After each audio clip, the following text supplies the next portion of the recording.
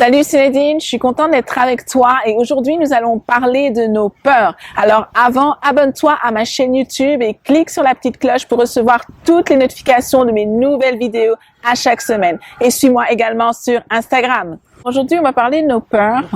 Toutes les personnes, qu'elles soient petites ou grandes, peu importe leur arrière-plan, ont également des peurs. Il y a personne qui peut se targuer de n'avoir jamais eu peur d'une situation, d'un examen, d'une circonstance, d'une épreuve. On a tous à un moment eu peur. Et la peur, souvent, ça va être considéré comme quelque chose de péjoratif parce que elle nous empêche bien souvent d'accomplir les choses que nous serions censés accomplir. Mais la peur, c'est pas juste quelque chose de négatif, c'est quelque chose aussi de positif parce que elle nous protège de plein de choses qui pourraient nous arriver. Exemple, si on veut traverser une rue, le réflexe qu'on va avoir, c'est de regarder autour de nous, de voir s'il n'y a pas un danger. Et lorsque l'on voit qu'il y a des voitures, on ne va pas se lancer parce que justement, on a peur d'être percuté par une voiture. Donc, la peur va nous protéger dans un sens. Et même lorsque ça pourrait nous arriver d'avoir une mauvaise pensée ou projeter un mauvais projet, on va souvent se dire, OK, mais si je fais ça, qu'est-ce qui va m'arriver? Donc, la peur va te protéger aussi de toi-même. Donc, la peur, ça c'est côté positif, mais le problème souvent, c'est que la peur nous conduit à ne pas accomplir les choses que nous serions censés accomplir. Bien sûr, dans la peur, il y a toutes sortes de peurs. On connaît des personnes qui ont des phobies qui les handicapent complètement. Moi, je me souviens, lorsque j'étais un peu plus jeune, il y a quelques années, j'aimais pas ça, les serpents. En fait, avant, ça ne me dérangeait pas, mais à partir d'un moment, ce qui s'est passé, c'est que j'ai commencé à avoir une grosse crainte des serpents. C'était tellement énorme que même lorsque je regardais la télé et qu'il y avait un serpent à la télé, je hurlais tellement j'avais peur de ça. J'ouvrais un magazine, je voyais un serpent dedans, je hurlais. Donc, c'était devenu vraiment insupportable. Et tu vois, c'est toujours la même chose. Quand tu as une peur de quelque chose, ben t'arrêtes pas de le voir partout. Normalement, je voyais pas de serpent, je n'en voyais pas dans les magazines, j'en voyais pas à la télé. Mais dès que j'ai commencé à avoir cette crainte-là, j'ai commencé à en voir un peu partout. Et j'ai trouvé ça un moment vraiment handicapant. Je me suis dit, OK, c'est sûr, j'habite pas dans la brousse ou je ne travaille pas dans un zoo, mais quand même, ma vie est handicapée par cette peur-là. Et je vais t'expliquer un petit peu comment ça s'est passé pour moi et comment j'ai pu m'en libérer de cette crainte-là. Et je sais qu'il y a plusieurs personnes qui passent par des moments où ils ont vraiment des grosses peurs, où il y a des peurs en fait qu'ils n'osent pas partager. Pourquoi ils n'osent pas en parler? Parce que ce sont pas des peurs que la société va reconnaître comme étant normales. C'est sûr, si tu parles à quelqu'un, tu dis, écoute, moi j'ai peur de me jeter du 3e étage. Bon, je pense que la plupart des gens vont comprendre ça et trouvent ça vraiment cohérent.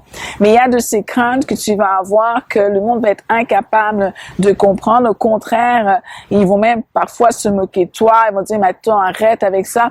Et ça va t'empêcher, toi, de surmonter cette peur-là parce que tu ne peux pas en parler. Quelqu'un qui a peur du noir, un enfant qui a peur du noir, mais c'est sûr, il va en parler ouvertement.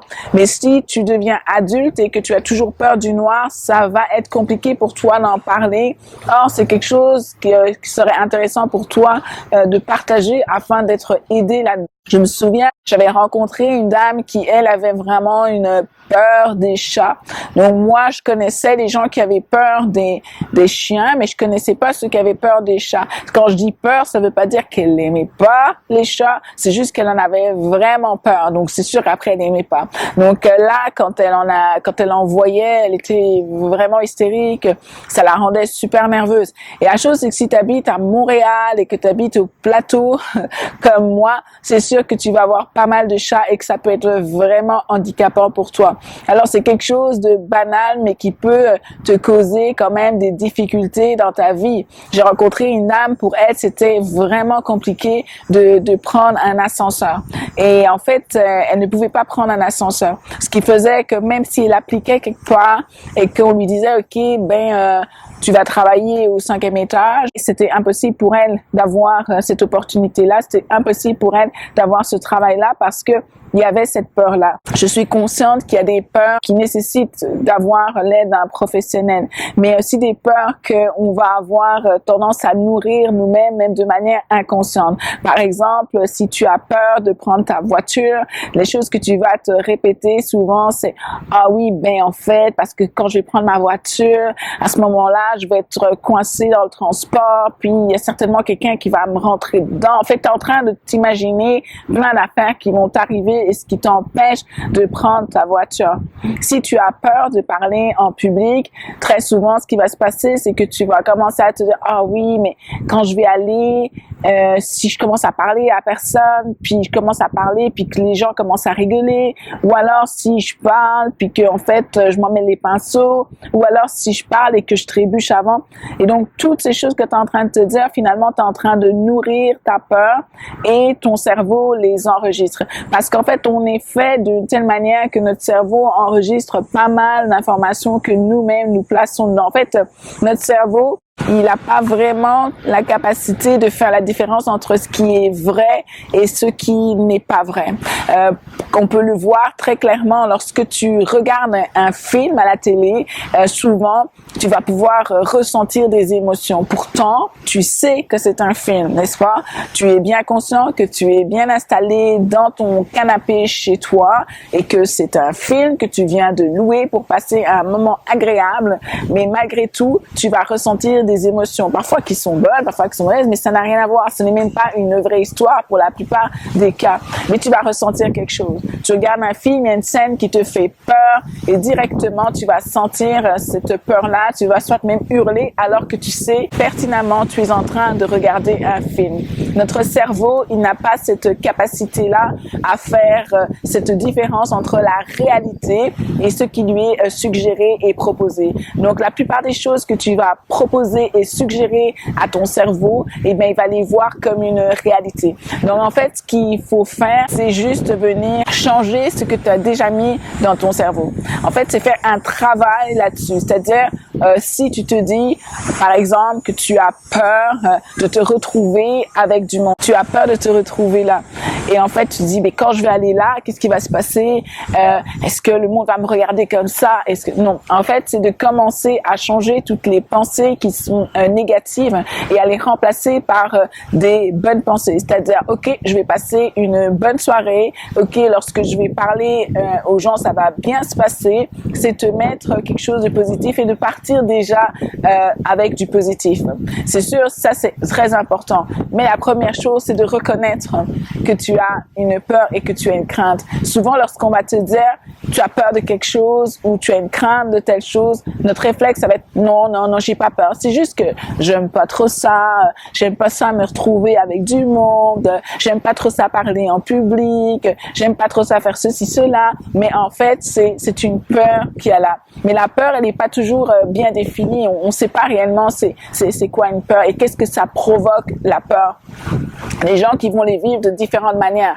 Les gens vont avoir peur et ça va se ressentir dans leur manière de parler. Tu vas ressentir dans l'intonation. Tu as des gens que ça va être plus parce qu'ils vont commencer à transpirer. La peur se manifeste différemment en fonction des gens. Mais ça n'existe pas des gens qui n'ont pas peur. C'est juste des gens qui sont capables de gérer en fait leur peur et de dominer ces peurs-là. Parce que tu te connais et tu te prépares d'avance à tout ce que tu dois faire. Tu sais quelles sont tes craintes et tu sais comment atténuer ces choses-là et tu sais comment passer au-dessus de ça. Notre réflexe, généralement, ça va être de fuir. Ok, je sais que j'ai cette crainte-là, mais je vais fuir. Sauf qu'on peut pas toujours fuir et on peut pas toujours éviter. Et c'est sûr, il y a des peurs qui sont plus handicapantes que d'autres. Le problème avec la peur, c'est que à un moment c'est handicapant, mais à un moment après c'est paralysant. Et tu veux pas te retrouver à un moment où ça devient quelque chose qui te paralyse.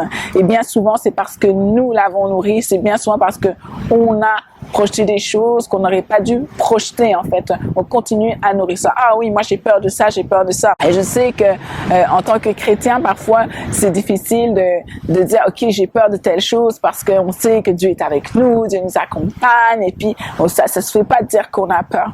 Mais on a besoin de reconnaître qu'on a peur à quelque part parce qu'on a besoin de Dieu pour nous accompagner dans ce qu'on doit faire ou dans nos craintes. En fait, on a besoin de Dieu.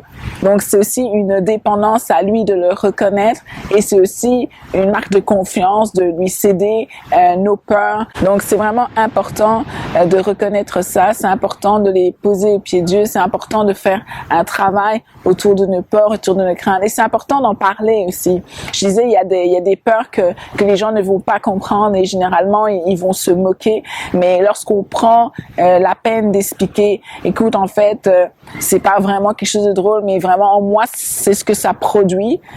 Les gens peuvent comprendre et peuvent être capables aussi d'aider et d'accompagner. Ton entourage peut être capable de dire, OK, mais je savais pas que tu avais cette peur-là. Maintenant, je vais pouvoir t'aider avec ça. Je vais pouvoir t'accompagner avec ça. Souvent, c'est des choses que l'on va garder en nous parce que ça fait rire le monde, parce que on a peur que les gens nous trouvent pas assez forts ou braves ou quoi que ce soit. Mais en fait, tu es brave de parler de tes peurs. Tu es brave de parler de tes craintes. Tu es brave de vouloir trouver une solution avec ça. Alors, on a parlé des peurs qu'on peut avoir, c'est se retrouver dans un lieu public, parler, des gens aussi qui ont peur de prendre l'avion. Mais il y a aussi d'autres peurs. Tu sais, tu peux avoir des peurs tout simplement de te lancer quelque part, tu sais, de te lancer dans une entreprise. Tu peux avoir peur de passer un examen ou de commencer tes études. Et, la peur va souvent bloquer des gens de faire la prochaine étape. Et qu'est-ce qui va se passer, c'est que on va trouver des alternatives. Ah d'accord, je peux pas faire mes études comme ça. J'ai peur d'appliquer. J'ai peur de mettre tous mes documents pour appliquer pour tel ou tel emploi. Il y a une peur qui est là. Mais en fait, il y a des peurs qu'on doit vraiment surmonter. Il y a des peurs où on doit aller au-delà de ça. Donc, on ne doit pas se laisser limiter par ces peurs et on doit vraiment les surmonter. Et une fois que tu sais comment ça fonctionne, comment ton cerveau fonctionne, il suffit juste dans un sens, de programmer ton cerveau, si je peux dire ça comme ça, de programmer ton cerveau, puis de le nourrir avec d'autres choses que tes peurs. Ne nourris pas tes peurs, en fait. Ne nourris vraiment pas tes peurs. C'est pas la bonne chose à les nourrir. Et je voudrais vraiment t'encourager pour la prochaine étape. Aujourd'hui, j'aimerais ça que tu puisses partager avec moi quelles sont tes peurs et si tu avais des peurs mais que tu as pu surmonter ou si tu as des peurs mais que c'est de manière générale, elles sont vraiment là, mais que tu as trouvé quelque chose pour les surmonter et pas seulement les éviter. Ça m'intéresserait vraiment de savoir, puis je suis sûre que les autres qui écoutent les vidéos aussi seraient intéressés de connaître tes conseils, tes tips par rapport à ça. Et sûr, si tu es chrétien, c'est vraiment nécessaire d'aller devant Dieu. C'est important de prier Dieu, de recommander ça entre ses mains par rapport à tes peurs, par rapport à tes craintes. Mais sache que tu n'es pas une moindre personne parce que tu as peur. Tu n'es pas moins bien qu'une autre personne parce que tu as peur. La peur, c'est normal. Maintenant, c'est de pas se laisser submerger par ça.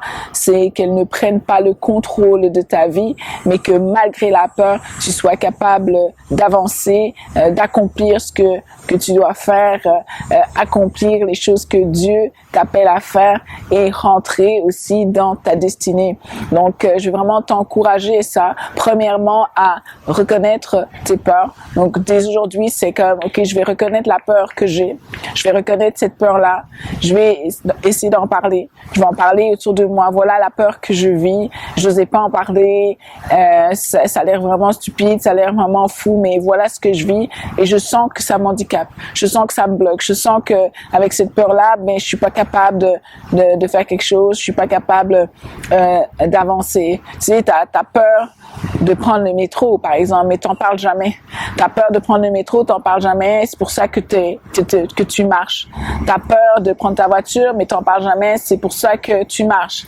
T'as peur T'as peur de te rendre dans un ascenseur, c'est pour ça que tu prends les escaliers.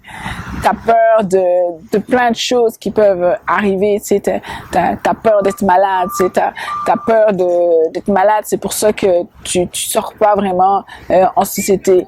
T'as peur de te retrouver avec du monde, t'as peur de t'exprimer en public. Or, ta fonction te demande de t'exprimer en public, mais t'as peur. Et la première chose, c'est de reconnaître cette peur-là, d'en parler avec quelqu'un. Tu sais, les gens qui sont autour de nous, parfois c'est ça, ils vont quand même rigoler, mais s'ils se rendent compte que c'est quelque chose qui est vraiment important pour toi et qui t'handicape, et qui est vraiment un problème qui t'handicape, ils vont pouvoir t'aider et t'accompagner. Et avec ça, si tu es chrétien, je t'encourage à prier. Tu rentres dans la prière avec ça, tu le remets à Dieu. Moi, avec ma peur des serpents, eh bien, qu'est-ce qui s'était passé, c'est que j'avais tellement peur de ça, mais je me suis dit à un moment, non, maintenant ça suffit. J'ai pas envie d'être tout le temps handicapée avec ça, c'est sûr. J'ai pas des serpents chez moi aujourd'hui et j'en ai pas sur mes épaules, etc. Je suis pas certaine que j'en prendrais, mais en attendant, je sais que s'il fallait en prendre un, je serais capable de le faire parce qu'en fait, je n'ai plus cette crainte ni cette peur que j'avais avant. Parce que je l'ai travaillé. En fait, je l'ai travaillé et je dois avouer que aller dans la prière, ça m'a vraiment libérée de ça. Donc aujourd'hui, je voudrais t'encourager à être libéré. Non seulement je pense que Dieu veut que tu sois libéré de ta peur, de tes craintes, et peu importe tes craintes, il y a une tonne de craintes. Tu sais, je regardais le nombre de craintes que les gens ont, les peurs que les gens ont. Il y a un nombre incalculable de peurs que les gens ont. Et je me dis, si toutes les personnes pouvaient être libérées de toutes ces craintes qu'elles avaient, elles seraient capables d'accomplir bien plus que ce qu'elles font aujourd'hui. Parce que souvent, c'est quelque chose qui va nous limiter, c'est quelque chose qui va nous laisser dans une zone un peu confortable aussi. Or, il y a rien qui se passe dans une zone de confort. C'est impossible de voir quelque chose prendre place lorsque l'on est confortable et peu importe où se situe notre peur. Alors, je vais t'encourager, bien sûr, si toi tu vis une peur que tu trouves c'est vraiment extrême, c'est très handicapant. Écoute, tu peux voir un professionnel qui va t'aider avec ça, qui va t'accompagner avec ça. Si toi tu es au stade, ok, c'est pas au point où je suis paralysée, que ok, je peux quand même faire quelque chose, mais je sens que je suis sur le point d'arriver au stade où ça va être vraiment très handicapant, voire paralysant. Écoute, commence à faire aussi un travail là-dessus parce que c'est important pour toi d'être libéré de ces peurs, d'être libéré de ces craintes. Alors, je suis vraiment bénie d'avoir passé ce temps avec toi et j'espère que tu as apprécié ce moment. Puis, envoie-moi un commentaire, laisse-moi un commentaire, like la vidéo, partage la vidéo, suis-moi sur Instagram, abonne-toi à ma chaîne. Écoute, je veux vraiment partager ces moments avec toi. Je veux vraiment avoir un échange avec toi. Il y a plusieurs personnes qui reviennent vers moi, qui me parlent, qui m'envoient des messages. Je prends à chaque fois un temps pour parler avec les personnes qui me contactent. Donc, ça me fera vraiment plaisir de parler avec toi puis de pouvoir aider au mieux que je peux.